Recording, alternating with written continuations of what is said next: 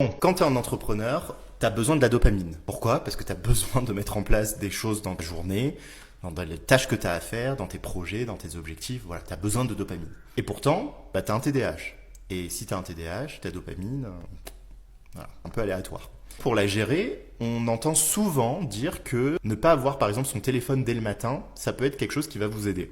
Alors je suis complètement d'accord. Vous commencez la journée dès le matin à scroller, etc.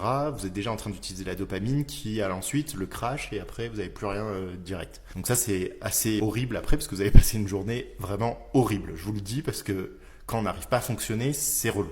Et je pense que vous savez de quoi je parle. Mais moi j'ai réussi à triquer le truc.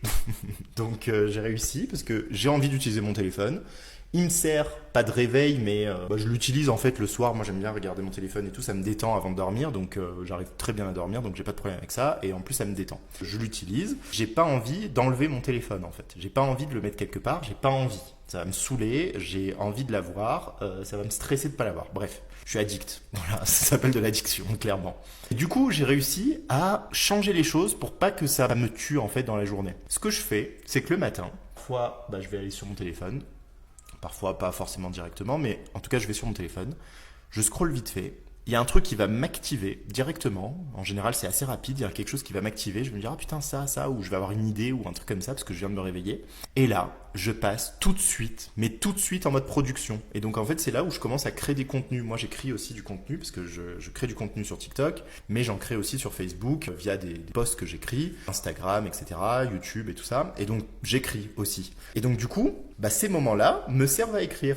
Et donc c'est là où parfois j'ai des idées de malade mental, je me retrouve à écrire un post, je me dis mais putain c'est le meilleur post du monde, même une newsletter aussi, pour ma newsletter parfois j'écris et tout ça, et c'est les meilleurs moments, parce que du coup ma dopamine elle est encore haute vu que c'est le matin, tu vois, et que je viens juste de l'activer, donc j'y vais, tac, je lance, tac, et c'est bon. Donc si vous êtes comme moi, vous n'avez pas envie de lâcher votre téléphone, mais vous avez quand même envie d'être un peu productif si vous êtes entrepreneur, essayez cette technique.